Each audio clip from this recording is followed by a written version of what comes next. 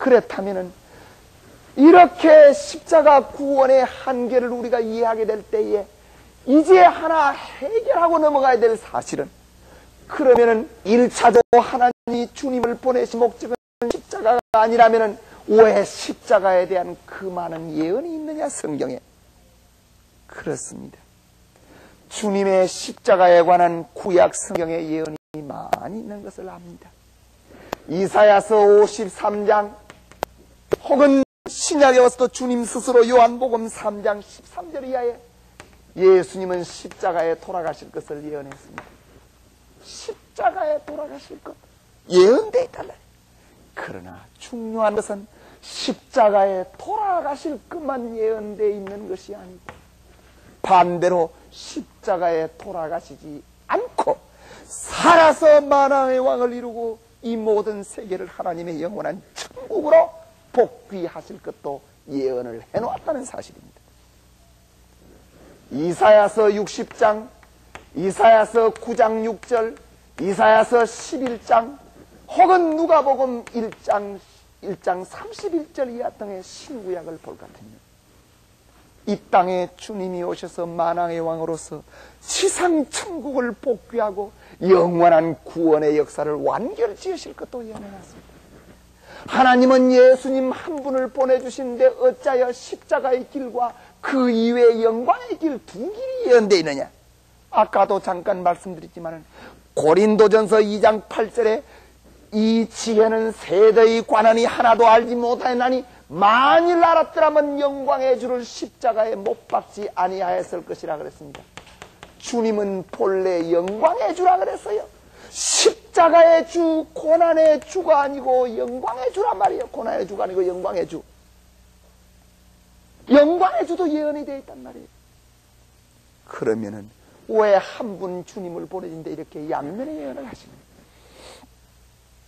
그것은 창조의 원칙을 이해하면 자동적으로 설명이 됩니다. 아담을 지어놓고 하나님은 선악과를 따먹지 말라, 따먹는 날에는 죽으리라. 그 말은 따먹지 않으면 살고 선의 본체가 된다는 말인데 하나님은 선악과를 따먹고 죽기를 바랐겠습니까? 선악과를 따먹지 않고 살기를 바랐겠습니까? 두 말할 거 있겠습니까? 하나님은 자녀로 지었던 우리 인간이 선악과를 따먹지 않고 살아서 창조 목적을 이루는 것, 그것이 하나님의 일차적인 계획이요 목적이요 소망입니다. 그러나 인간이 믿어서 선악과를 따먹지 않고 창조 목적을 이루는 것이나 불신해서 선악과를 따먹고 죄악의 인간이 되는 것이나 그것은 인간 책임 분담이에요. 하나님이 결정하는 것이 아니고 인간의 책임이란 말이에요. 그래서 인간 스스로 선악과를 따먹고 불신해서 선악과를 따먹을지 혹은 믿어서 선악과를 따먹지 않을지 하는 것을 인간 스스로 결정해야 되니까 인간이 그 행동과 그 결과를 초래할 때까지는 하나님이 두 가지를 생각해야 됩니다. 하나님의 일차적인 목적은 살아서 창조 목적을 이루는 것이지만 만일에 인간이 불신하면 어떻게 하느냐?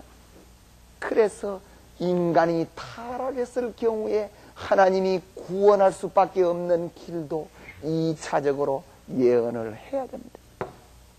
정해놓으신 거예요. 이렇게 된 것입니다.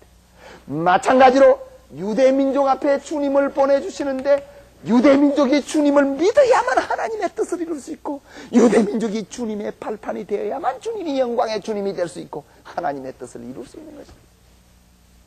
그런데 유대민족이 믿느냐 믿지 아니하느냐 하는 문제는 아무도 몰라요. 하나님이 미리 결정하는 건 아니에요. 하나님은 오직 가상할 수밖에 없어요. 가상하는 것밖에 안 돼. 인간 스스로 믿어야 돼, 유대민족이. 그래서 하나님은 유대민족이 믿으면 주님의 뜻도 이루고 유대민족도 구원 얻고 이것이 일차적인 하나님의 뜻이다. 살아서 영광의 주가 되시어서 만왕의 왕이 되시어서 재림이 다시 필요 없는 그런 하나님의 계획, 천국 회복, 천국 복귀, 이것이 하나님의 일차적인 뜻이었는데 유대민족이 만일에 불신하면은 할 수 없이 2차적인 이 뜻을 이루어야 되기 때문에 하나님은 양면의 예언을 하신 것입니다. 얼마나 슬프고 안타까운 일입니까? 이렇게 할 수밖에 없는 하나님의 사정입니다.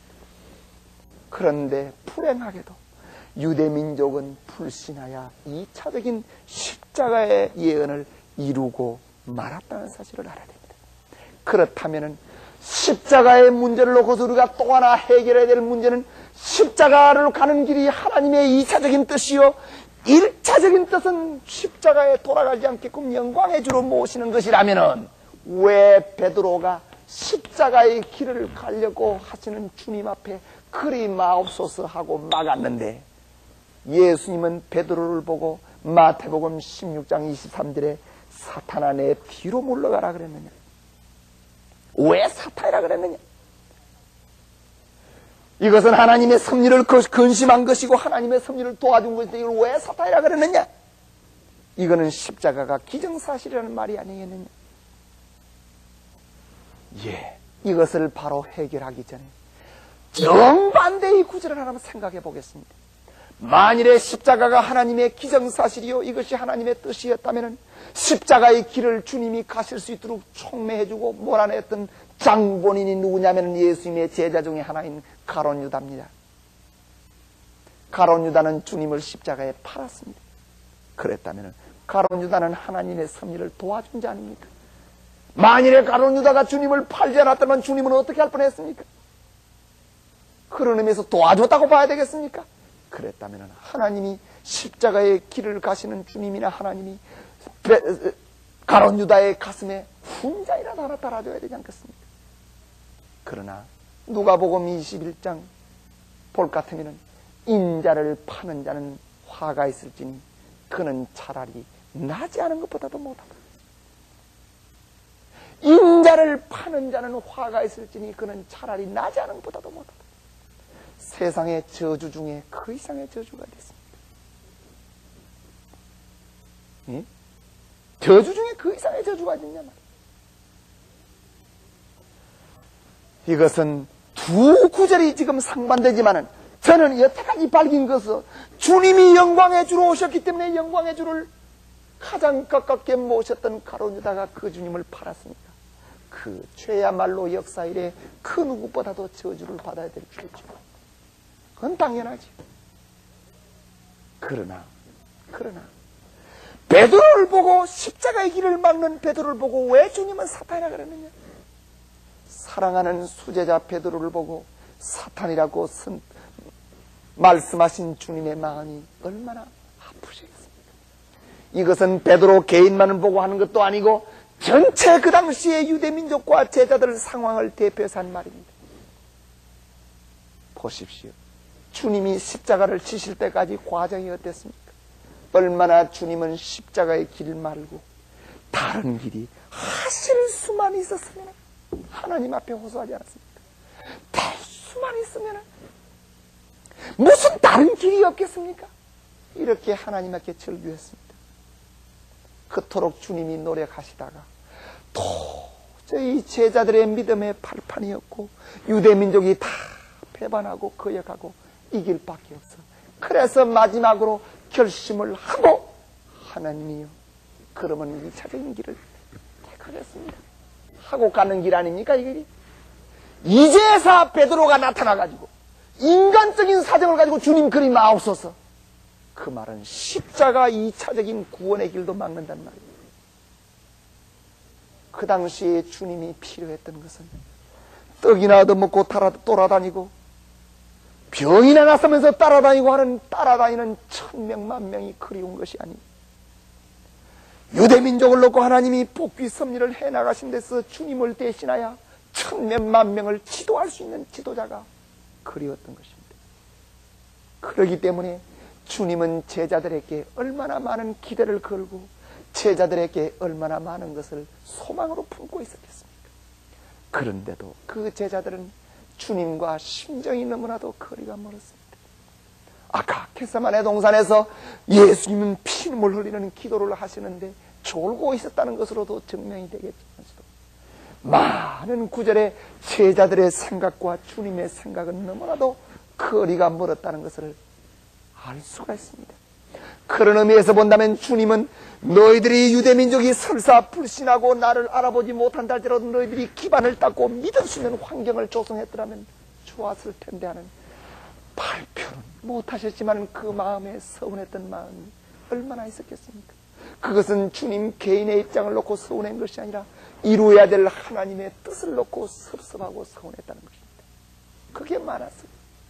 그럴 때는 다 졸고 주님 생각 안 하다가 이제 도저히 판세가 끝나서 2차적인 길을 갈 수밖에 없는데 이제 나타나서 주님을 위하는 척하고 쓱 났으니까 그거를 책망하신 것입니다.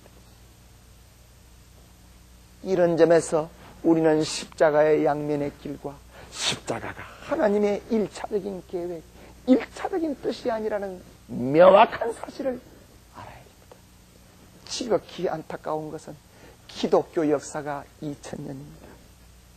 2000년 역사를 통해서 주님이 십자가에 돌아가신 것은 너무도 당연한 기정사실이라고 해석해오고 전부 다 십자가 구원만을 외치고 왔다는 사실은 하나님의 마음과 주님의 마음을 너무도 서럽게 만드는 것이란 것을 생각지 않을 수가 없습니다. 우리는 수많은 기독교가 지금 때야말로 다시금 회개하고 십자가의 구원을 외치는 것도 중요하지만 십자가를 치실 수밖에 없었던 주님의 처절하고 기가 막힌 사정을 위로해 드려야 될 것이 끝날의 기독교인의 사정이라는 것을 알아야 됩니다.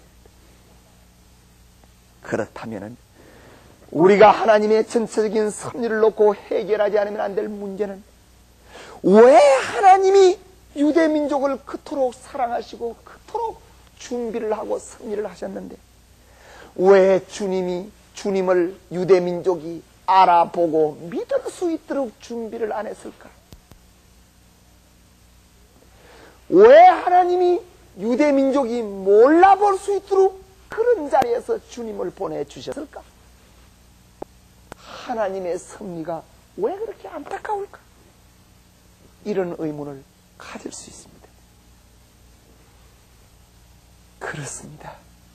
예수님은 준비를 하셨습니다. 유대민족이 틀림없이 주님이라고 알아들을 수 있도록 알아볼 수 있도록 준비를 하셨습니다. 그것이 바로 엘리야의 재림에 관한 문제입니다. 엘리야의 재림에 관한 문제입니다. 말라기서 4장 5절에 볼 것 같으면 여호와의 크고 두려운 날이 이르기 전에 내가 선지 엘리야를 너희들에게 먼저 보내주리라고 하는 예언이 있습니다. 말라기 선지자는 구약의 마지막 선지로서 주님 오실 길을 예비하는 마지막 선지로서 귀한 예언을 많이 했던 선지자인데 그 말라기 선지의 예언에 의하면 메시아 구세주가 와서 심판을 하시는 날이 이르기 전에 내가 선지 엘리야를 너희들에게 먼저 보내주어서 길을 준비하마 하시는 것이 하나님의 구약을 통한 약속입니다. 그런데 엘리야는 이미 불수레를 타고 주님 오시기 900년 전에 성천했던 사람입니다. 엘리야는 하늘나라에 있어요. 그 성천했던 역사적인 엘리야가 다시 와서 주의 앞길을 예비한다고 하는 것이 유대민족이 가지고 있었던 메시아를 기다리는 자세였습니다. 여러분, 메시아는 유대민족 앞에 어떤 모습으로 어떻게 나타날지 정확한 구절이 많지가 않습니다. 그러나 하나 분명한 것은 유대민족의 입장에서 본다면 그 역사적으로 유명했던 특별선지 엘리야 자기들은 다 알고 있습니다. 그 특별선지 엘리야를 하나님이 먼저 보내주신다고 철석같이 약속을 해놓으셨기 때문에 유대민족이 구세주를 기다리고 구세주 앞에 구원을 받기를 원하는 그 마음은 엘리야가 찾아와서 그 앞길을 예비해주고 털을 닦아주기를 기다리는 마음으로 표현이 되었습니다. 그런데 엘리야는 이 세상에 아직도 오지도 않았고, 특히나 불수리를 타고 올라갔으니까 하늘에서 내려오기를 기다리고 있죠. 문자 그대로는 하늘에서 아무도 오지 않았어. 그랬는데 그 당시 상황으로 놓고 본다면은 무명의 한 청년에 불과했던 예수님께서 은근히 메시아시라는 것을 선포하고 나서서 제자들을 가르칩니다. 가깝게 주님의 말씀을 듣고 있는 제자들은 여러 가지 행적이나 말씀을 보고 예수님을 주님이 아닌가 하고 믿고 따라오기도 했지만은, 그 제자들이 유대민족에게 나와가지고 전도를 할 때에 제자들이 가장 어려웠던 문제가 뭐냐면, 너희 선생 예수라는 그 사람이 정말 메시아라면 하나님이 먼저 보내주리라고 약속했던 엘리야는 언제 왔으며 어디 있으며 누구냐 대라. 그러면 우리가 너희 선생 예수를 믿어. 여러분, 그 당시에 유대민족 앞에 나타났던 예수님은 본래부터 소문나고 유명한 분이 아니라 한 무명의 청년에 불과했기 때문에, 나타나신 모습은 우리하고 똑같은 무명의 청년에 불과했기 때문에 유대민족들은 그런 점에서 엘리야를 기다렸던 것입니다. 제자들은 그 대답을 하지 못하고 다시 주님에게 와서 주님에게 질문을 한 것이 있습니다. 그것이 마태복음 17장 14절입니다. 선생님이여, 어찌하여 서기관들이 당신보다는 엘리야가 먼저 와야 된다고 하나이까? 그 당시에 서기관은 유대인들의 대표적인 직위인데 어찌하여 그 서기관들이 당신보다는 엘리야가 먼저 와야 된다고 하나이까? 주님이 대답하시기를 그 말을 그대로 긍정했습니다.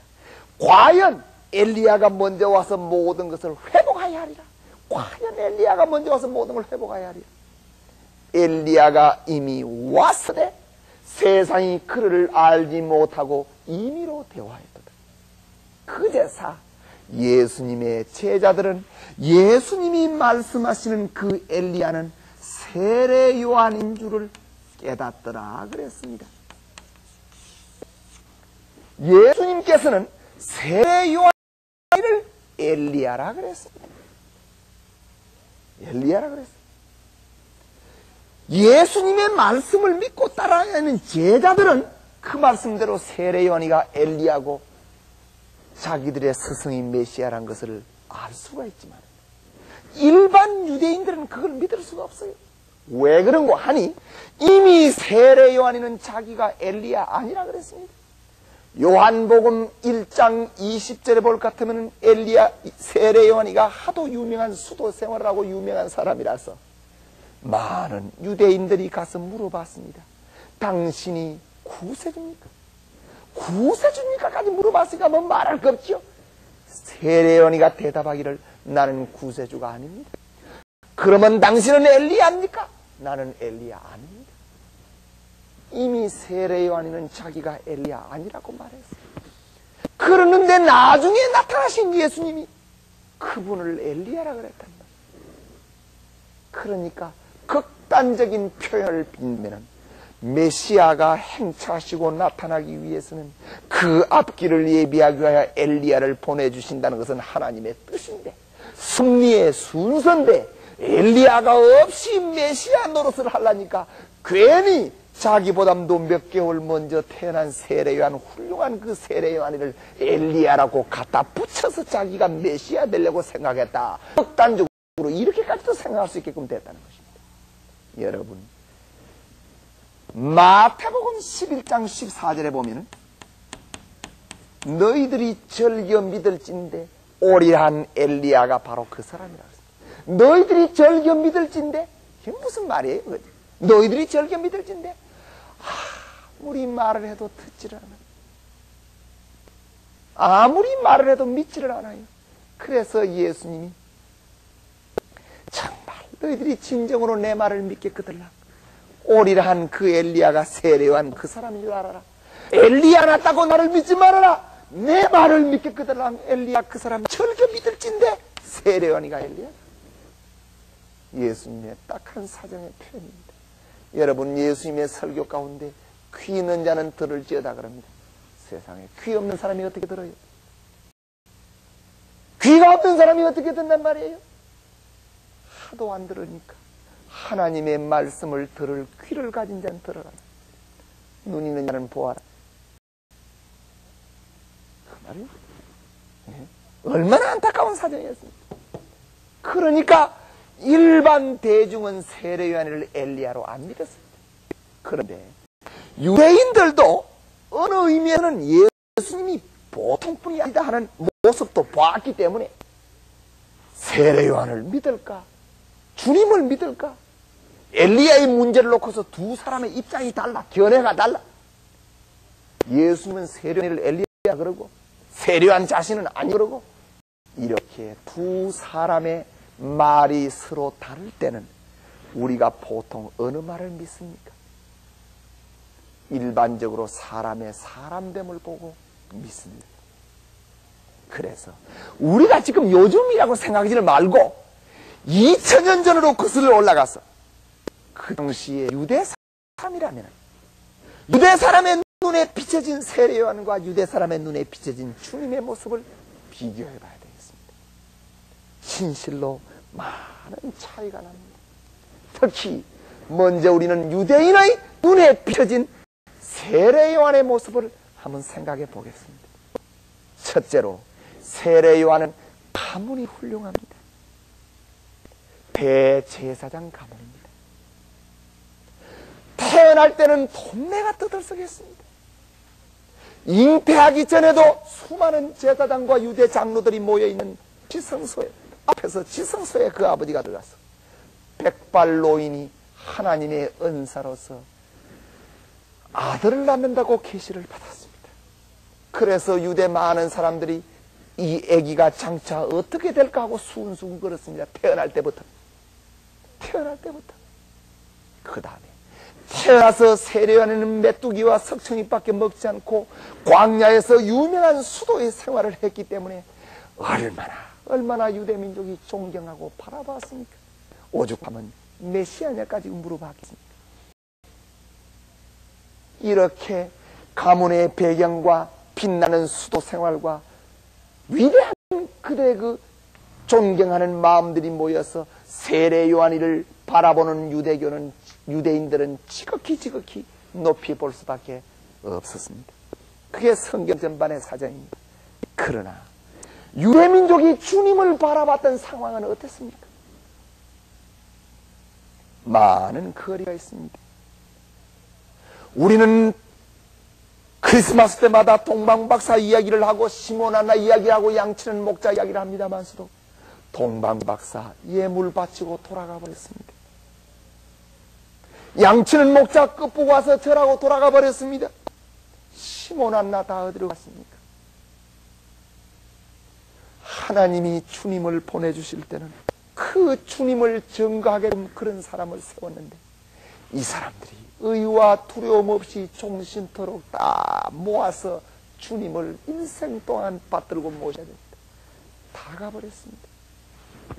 그러기 때문에 유대인들은 가까운 예수님의 마음에서까지라도 주님이 어떤 분이란 것을 유대인들은 몰랐습니다. 가문의 배경이 목수의 가정입니다. 평범한 가정에 이름이 없는 한 청년이었습니다. 더욱이나 주님은 기반이 닦이고 세례 요한이가 자기 앞길을 예비해 주기를 기다리시다가 30년 사생애를 보내시고 공생의 로정을 출발하셔서 주님의 입으로 증거되는 내용이란 것은 유대민족들이 달가워할 수 있는 것이 아닙니다. 왜냐하면 주님은 새 것을 주러 오셨기 때문입니다. 왜냐하면 주님은 심판을 오시기 때문입니다. 왜냐하면 주님은 근본적인 하나님의 새로운 구원 섭리를 위해서 유대교를 혁신하지 않으면 안 될 사명을 갖고 오셨습니다. 그래서 주님의 말씀은 과격했습니다. 주님의 가르침은 그 당시에 재래적인 통속적인 유대교 가르침하고는 전혀 다릅니다. 주님의 외치면 혁신, 일변도 역사적인 혁명가였습니다. 그러니까 유대민족 대중이 좋아할 리가 없어. 기성세력가들이 좋아할 이유가 없어. 기성종단이 좋아할 수가 없어. 기성종교인들이 좋아할 수 없어. 왜? 여러분 성경 말씀 보십시오. 예수님께서 얼마나 회칠한 무덤 같은 그 당시의 유대교를 책망하고 수많은 가시가는 유대인들을 가차없이 심판하는 말씀을 많이 하셨습니다. 그러니까 예수님의 행동도 율법이라는 유대인의 안경을, 유대인의 안목으로서는 이해가 다 안 돼요. 그래서 안식일 안 지킨다고 책망을 하고, 율법 지키지 않는다고 책망을 하고, 따라다니면서 사사건건이 몰아붙이고 욕을 했습니다. 쉽게 말하면 유대교 지도자들과 유대인의 지도자들 입장, 일반 지도자들 입장에서 볼 때는 거추장스러운 존재, 바른 말하는 사람이라. 꼬타리만 있으면 잡아서 괴롭히려고 그러는 것이 그 당시의 유대인들의 상황입니다. 예. 특히나 율법을 지키지 않는다. 이건 유대교의 입장에서는 마지막입니다. 마태복음 5장 17절에 있는 것과 마찬가지로 예수님이 나는 선지자라 율법을 폐하러 온 것이 아니라 완전케 하러 왔다. 하도 유대인들이 당신은 왜 율법을 폐합니까? 당신은 왜 율법대로 살지 합니까? 그러니까 주님의 대답이 나는 율법을 폐하러 온 것이 아니라 완전케 하러 왔다. 얼마나 의미심장한 말입니까? 율법을 완전케 하러 왔다. 이것이야말로 유대인의 폭탄선언입니다. 율법은 1.1획도 가감할 수 없고 하나님이 주신 율법은 이거는 기가 막히게 귀한 것이라고 알고 있는 유대인들 앞에 완전케 하러 왔다. 주님이 보실 때 내가 보면은 율법을 완성시켜야 돼. 얼마나 기가 막힌 말씀입니까? 혁신적인 말씀입니다. 우리가 오늘 입장에서 본다면은 당연히 이해될 수 있는 주님이 하실 수 있는 말씀이지만 율법의 주인이 주님이시고 율법을 완성시켜야 될 것이 주님이시니까 그 말씀은 당연하지만 주님을 주님으로 믿지 못했던 유대인의 입장에서 본다면 그저 예수님은 하나님의 거여로밖에 볼 수가 없다. 이게 기가 막힌 사정입니다. 안식일 날은 11조 바치고 금식기도 하는 날입니다. 그런데도 불구하고 주님은 안식일 날도 병을 나서 그게 하나님의 뜻이지만서도 그거를 유대인들이 이해를 못해요. 이래서 전체적인 입장으로 유대인들이 예수님을 바로 볼래야 볼 수가 없어요. 특히나 주님을 따라다니는 사람들은 학식이 많고 명망이 있는 지도자들이 아니라 세리요, 어부요, 창녀요, 천한 사람들이에요. 응? 그렇기 때문에 유대인들이 바라보는 안목으로서 세례 요한하고 예수님은 비교가 안 돼. 이렇게 되니까 결국은 예수님만 거짓말쟁이가 되고 유대인들은 세례 요한의 말을 믿고 주님을 거역할 수밖에 없는 거예요. 왜? 주님을 믿기 위해서는 구약의 예언도 믿어야 되겠고 버려야 되겠고 세례 요한도 버려야 돼. 이런 입장에 빠진 것입니다. 그랬다면은 결과적으로 봐서 세례 요한이가 왜 엘리야냐? 왜 세례 요한 본인도 엘리야가 아니라 그랬는데 예수님은 엘리야라 그랬느냐?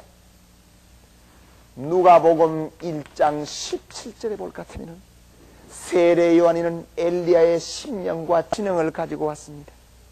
엘리야의 사명을 가지고 왔습니다. 유대인들은 900년 전에 풀술에 타고 승천했던 엘리야 그 사람 내려오기를 기다리고 있었지만 하나님은 그 사람의 사명을 대신해서 세례 요한이라는 다른 사람으로 보내준 것입니다. 진실로 세례 요한이는 누가복음 1장 75절에 자기 아버지가 하나님 앞에 계시받은 대로 종신토록 의와 두려움 없이 주의 앞길을 예비할 자니까 엘리야의 사명을 가지고 온 사람 아닙니까? 엘리야입니다. 그러면은 세례 요한이를 왜 하나님은 엘리야라고 자기 스스로가 엘리야라고 깨우쳐 주지를 않았느냐? 알았습니다. 알고도 남았습니다. 여러분 요한복음 1장 3장에 보십시오. 나는 물로서 세례를 주거니와 내 뒤에 오시는 분은 불과 성령으로 세례를 주니 나는 그의 신들매들기도 감당치 못하겠다 그랬습니다. 물로서 세례를 주는 세례 요한이는 자기 뒤에 반드시 한 분이 오고 메시아고 자기는 그 앞길을 예비하고 그의 신들매들고 따라다녀야 될 종신토록 모셔야 될 사명자, 엘리야의 사명자라는 것은 자기가 알고 있습니다. 그 다음에 요한복음 3장 30절에 그는 흥하야겠고 나는 쇠하여야 되겠다. 그 말도 마찬가지 아닙니까? 결국은 자기는 주님을 위해서 살아야 될 자라는 거예요. 주님을 위해서 살아야 될 자. 그뿐만 아니라 주님을 증거를 나중에 했습니다. 증거를 했어요.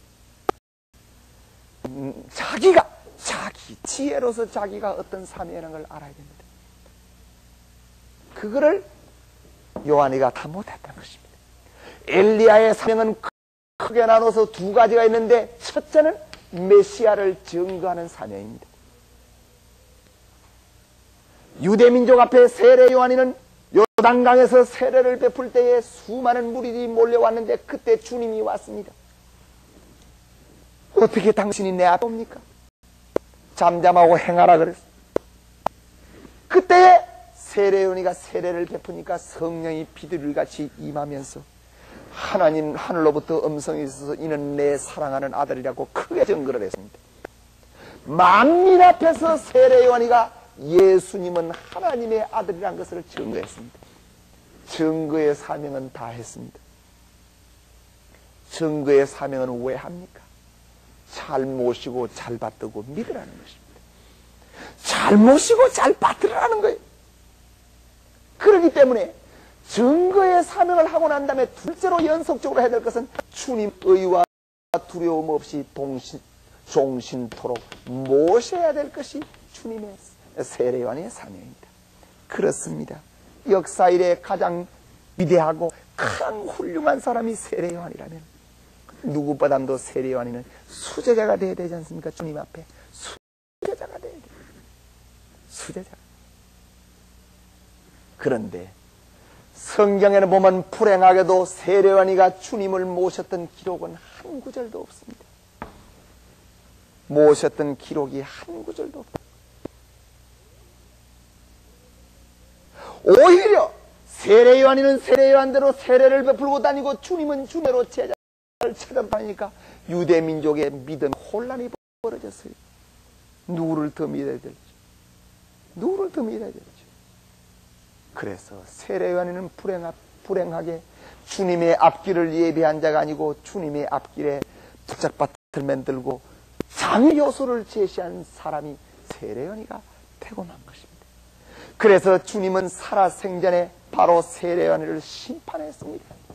여러분 오늘 가셔서 마태복음 11장 3절 이하의 기록을 꼭 한번 상고하시길 바랍니다. 세례 요한이가 쓸데없는 헤롯왕의 사생활을 간섭하다 옥에 갇혔습니다. 옥에 갇혀서 생각을 하고 나니까 자기 일생이 너무나도 허무합니다. 정확하게 옥에 갇혀서 죽을 때 세례 요한의 나이가 몇 살인가 하는 것은 내가 정확하게 계산을 안 해봤습니다만은 34 살입니다. 겨우. 세례 요한은 알고 있습니다. 내 아버지가 나를 잉태하기 전에 하나님의 지성소에서 그 엄청난 계시를 받았다는데, 내 어머니도 그런 계시를 받았다는데, 내가 태어날 때 그렇게 야단하고 굉장했다는데, 내가 일생 동안 30여 년 동안 수도 생활을 그렇게 열심히 했는데 내 최후가 왜 이렇게 내일 모레 죽게 되었는가. 자기 일생이 너무나도 허무합니다. 하나님은 벌써 책임하지 못한 세례 요한을 정리하고 치른답니다. 이래서 요한이가 자기 생애를 회상하면서 옥중에서 요한이가 제자를 주님에게 보내어 묻자와 가로되 오실 그이가 당신입니까? 우리가 다른 일을 기다려오리까? 이것이 마태복음 11장 3절의 첫 질문입니다. 여러분, 요한의 첫 질문을 좀 분석해 봐야 되겠습니다. 오실 그이가 당신입니까? 우리가 다른 일을 기다립니까? 이게 무슨 말입니까? 예수여, 진짜 당신이 하나님이 보내주시는 메시아입니까? 아니면 우리가 다른 사람을 또 기다려야 됩니까? 이렇게 물었다는 것은 세례 요한이가 예수님을 메시아로 믿었다는 말입니까? 안 믿었다는 말입니까? 여러 설명이 필요 없습니다. 이 한마디로서 세례 요한을 주님을 증거했지만은 자기가 믿지를 않았다는 것입니다. 증거한 책임자가 자기이기 때문에 증거의 열매를 맺기 위하여 누구보다도 앞장서서 제일 잘 믿어야 될 것이 자기인데도 불구하고 이제 와서 이런 질문을 하는 것이 요한이었더라는 말입니다. 예수님의 사정이 얼마나 기가 막히겠습니까? 오냐 이놈들아, 가서 너희 선생 그 요한에게 말해라. 바로 오리란 내가, 하나님의 메시아인 내가 바로 나라고. 예? 너희 선생에게 가서 이야기를 해라. 얼마나 그 말을 바로 대놓고 하시고 싶겠습니까? 그러나 이미 책임하지 못하여 실족한 요한, 이제 죽을 날이 가까운 요한이 바로 할 필요도 없어. 빅 둘러서 주님이 대답했습니다. 가서 요한에게 보고 듣는 것을 너희들이 이야기하되 병든 자가 낫고 앉은 바위가 일어나고 소경이 눈을 뜨고 죽은 자가 살아나고 가난한 자에게 복음이 전파된다고 하라. 빅 둘러서 이야기했습니다. 내가 만일 하늘이 보내준 그가 아니라면 어찌하여 내가 그런 생명의 역사를 일으키겠느냐. 가서 보고 듣는 것을 그대로 너희 선생에 가서 이야기해라. 그 말입니다. 특히나 가난한 자에게 복음이 전파된다 하라. 뼈있는 말씀입니다. 예수님이 그 당시에 재산을 가지고 있던 거부들이나 모든 돈 많은 사람에게, 권력층에게 전도가 되지 않아서 그런 말 한 거 아닙니다. 돈이 아쉬워서 그런 말 한 거 아닙니다. 심령 상태를 놓고서 하는 말입니다. 주님은 이 세상에 와서 고난을 받을 뿐이 아닙니다. 주님은 준비된 터전 위에 오셔야 됩니다. 주님은 모심받아야 될 영광의 주로 오셨습니다. 그분을 누구보다도 제일 먼저 모시고 받들어야 될 것이 요한입니다. 요한이가 주님을 받들었다면 당신이 주님입니까까지 물어보던 유명한 세례 요한이 스스로 나는 주님이 아닙니다. 그의 앞길을 예비하는 엘리야고 바로 예수님 이분이 주님입니다 하고 했다면 유대 백성들이 얼마나 잘 따라왔겠습니까? 그래서 하나님의 아들을 위하여 준비됐던 세례 요한이 주님 앞에 수제자가 되게 됩니다. 제사장 교법사 심령으로서 부자가 된 그런 사람들이 다 하나님 앞에 준비된 사람들이 주님을 모셔야 될 텐데도 불구하고 세례 요한이가 앞장서서 불신함으로 말미암아 제사장 교법사 서기관들 잘 믿는 사람들을 다 도망가고 등을 돌리되고 어부나 세리나 천민계급들 그런 사람들이 먼저 주님을 믿는다는 말입니다. 가난한 자에게 복음이 전파된다고 하라. 계속해서 말씀하시기를 누구든지 나로 인하여 실족하지 않은 자는 복이 있도다 그랬습니다. 실족하지 않은 자는 복이 있도다. 여기에 말하는 누구든지라는 말은 기가 막힌 말입니다. 세례 요한아, 너는 모든 사람들이 너를 선지자로 추앙하고 굉장한 사람으로 추앙하고 있다. 그러나 내가 말하는 누구든지라는 이 개념 속에는 너도 들어간다. 나로 말미암아 실족했다 말이죠. 실족했다.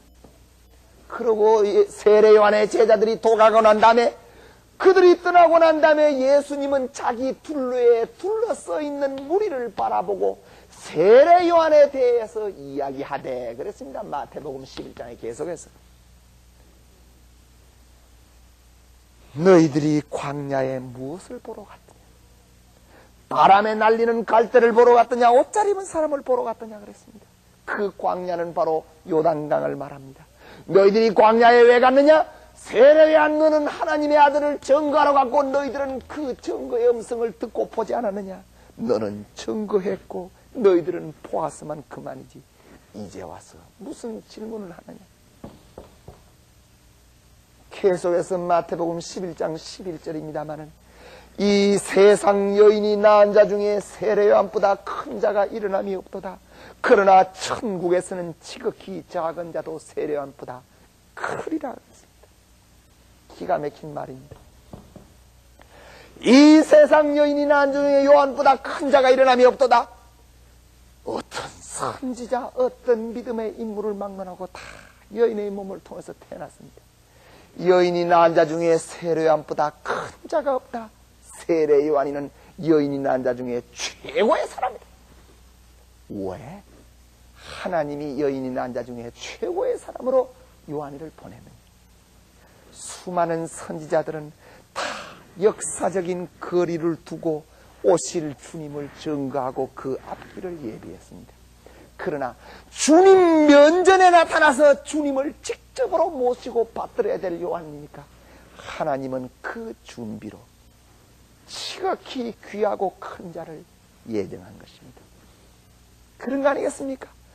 역사를 주고도 바꿀 수 있는 주님이 아니요, 인류를 다 희생시키도 바꿀 수 없는 주님의 가치라는 것을 우리가 알게 될 때 그 주님을 살아생전에 직접으로 모셔야 될 수제자니까 하나님이 그토록 귀하게 예정하는 거 아니겠습니까? 여인의 낳은 자 중에 세례 요한보다 큰 자가 일어남이 없도다. 하나님이 얼마나 주님을 아끼고 하나님이 얼마나 주님을 사랑했으면 그랬습니까? 아무나 주님을 관세하고 아무나 주님을 핍박하고 아무나 주님을 십자가에 못 박을 수 있다면 무엇 때문에 여인이 낳은 자 중에 최고로 귀한 이런 사람을 그 앞길을 예비하도록 세웠겠습니까? 그것만 보더라도 주님은 십자가에 돌아가시는 고난의 주로 오지 않았다. 영광의 주요. 영광의 주라는 거예요. 그런데 그렇게 예정되어서 보낸 세례 요한인데 그가 주님을 믿지를 않았기 때문에 계속해서 말하기를, 그러나 천국에서는 지극히 작은 자도 요한보다 크리라. 천국에서는 지극히 작은 자도 요한보다는 크리라. 천국 하늘나라에서는 요한이가 최고로 작다는 것입니다. 제일 꼴찌라는 말입니다. 왜 그럴까요?